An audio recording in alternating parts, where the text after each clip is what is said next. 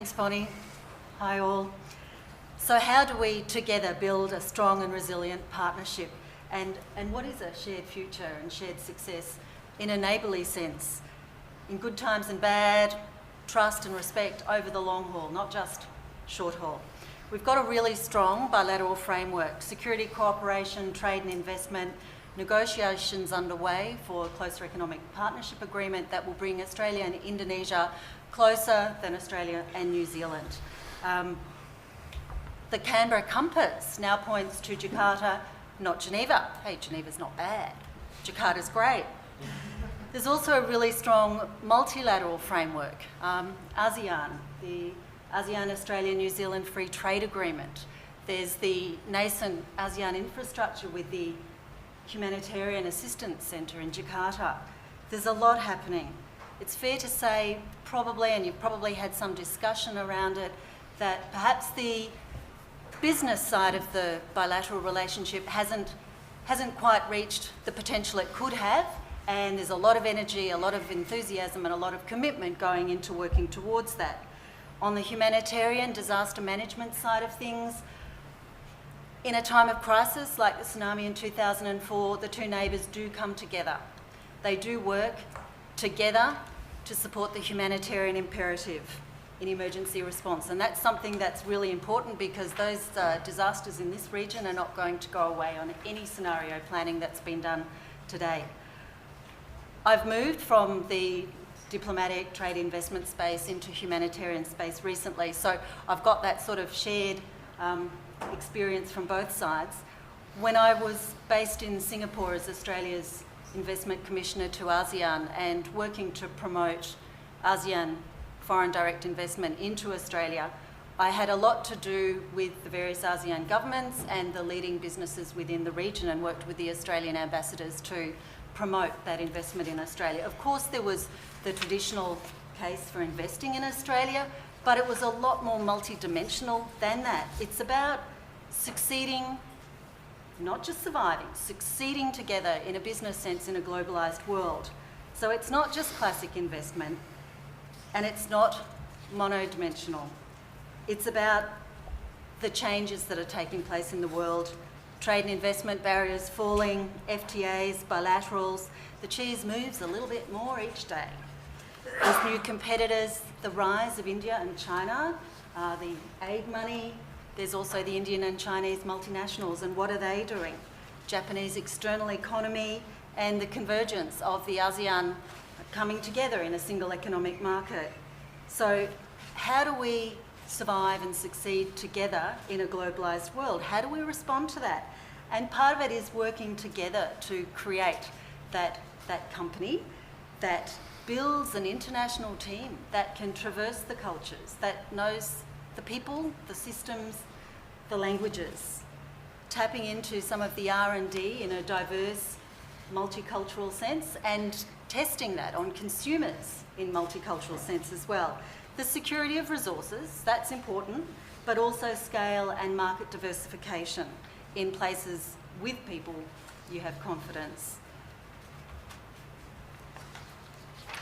And then on the development side and humanitarian emergency response, I really think there is a greater role that business can play and a greater business focus on the outcomes, which probably takes what you were saying just that little bit further. Trade aid has a role.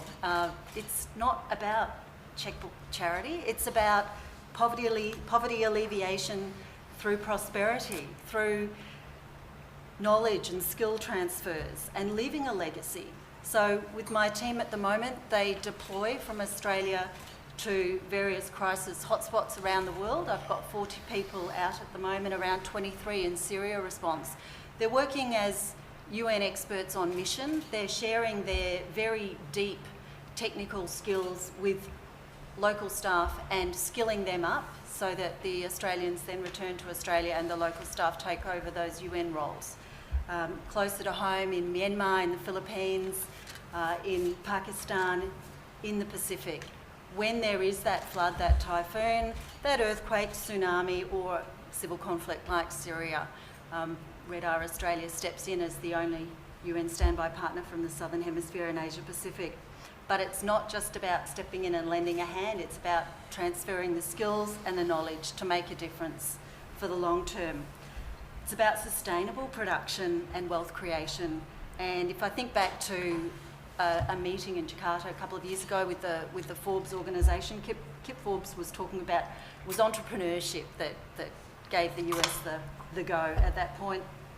But if we take it that step further and we think of CSR, we think of the role mentoring can play, seed funding, it's about entrepreneurship and being entrepreneurial, but with a multidimensional engagement and building to something in the future.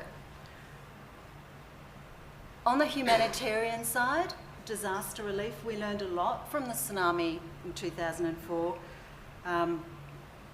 Australians stepped in, RedR was there very quickly in the first wave of emergency response and really built from there. The Australian government put a rebuilding of Aceh Trade Commissioner into Jakarta to assist with the rebuilding efforts, and with the support of Australian government, of course, we're now working to underpin and strengthen the ASEAN Humanitarian Assistance Office, the AHA Centre in Jakarta. Also working with the various national disaster management offices throughout ASEAN to strengthen their capacity for emergency response. So in parallel to the United Nations system. It's not just about responding in a disaster, it's about being prepared beforehand. So it's the preparedness, the disaster risk reduction, mitigation, and the emergency response team, so people can move in quickly with all the skills and expertise to do those deep needs assessments and to get the show on the road. The piloting of technologies, and that's important across cultures and languages, for community-led responses, for direct participation by the disaster-affected communities, so they can actually participate in where the help is needed, getting the messages through. And of course the technology in mapping and GPS assists greatly with this as well. A couple of really successful Australian and Indonesian collaboration examples are the Tsunami Early Warning System, but also the Indonesia Facility for Disaster Risk Reduction. The first gets a lot of airplay, the second not so much, but very much there with the equipment, the training, the advice, and the longer term trust, respect and support in a joint initiative that works two ways to benefit the neighbourhood. And then of course it's about education. And John and the white paper, you might have something to say there, but it's about education, and it always has been in this part of the world. If we look back at the Colombo Plan, since then there have been over 20,000 students coming to Australia with the Colombo Plan, and education's still on the agenda with the Australia Awards that are offering around 300 scholarships per year to Indonesians. It's not just this education, these scholarships. It's the opportunity, as many of you know from your own experience, to build those people-to-people links, to build those links with communities, with families, and you keep them with you. And you take them back to whichever country and you become an alumni as such of Australia or of Indonesia or of another country, a business luminary, a government influencer, and the rest is history, as they say.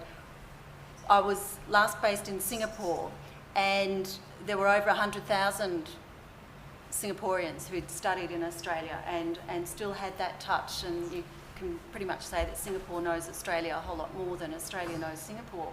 But there were 6 government ministers who'd studied in Australia, and when we had the inaugural Australian Alumni Awards, the Elite Award was awarded to the Singaporean Health Minister who had studied here when Medicare was introduced, and that had really influenced him, and go figure, Singapore had a universal health Medicare type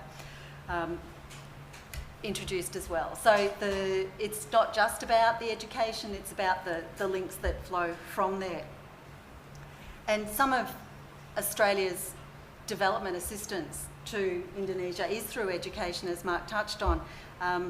The Australia-Indonesia Basic Education Program, designed to support Indonesian government's goal of 9 years of good quality education with universal access. At this end, there's youth exchanges and friendships between primary schools. Start them young, get people communicating.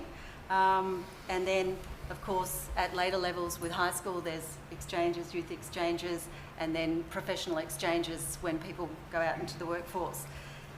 Sure, there are cultural differences, you know, there are, but frankly, neither culture, neither country is homogenous. So there's collective approaches, individual approaches, and of course there's different perceptions of leadership and the role of leadership and what constitutes effective leadership and what constitutes appropriate roles for various constituents in either society. There's language, there's religion, but I really believe at the end of the day it's about people, and it's about the people-to-people links, and it's about looking for what's right and true and having faith in people and believing the glass is actually half full. So we can look at our two cultures, our two countries, and I think the way we can grow is really through the complementarities, the common interests, the compatibilities. And that's usually how it works with neighbours, through knowing each other and through building a vision for a shared future. So what does that mean for us here? Well, we can act individually, we can act as catalysts for change in our own spheres of influence, whether professional or personal. We can act collectively, we can make the findings of this conference really resonate out there. We can walk the walk, talk the talk. And at the end of the day, each and every one of us has the opportunity to make the CAUSINDY cause and the CAUSINDY voice resonate. So I think step up, know our neighbour, love our neighbour, and speak up and make our voices count. Thank you.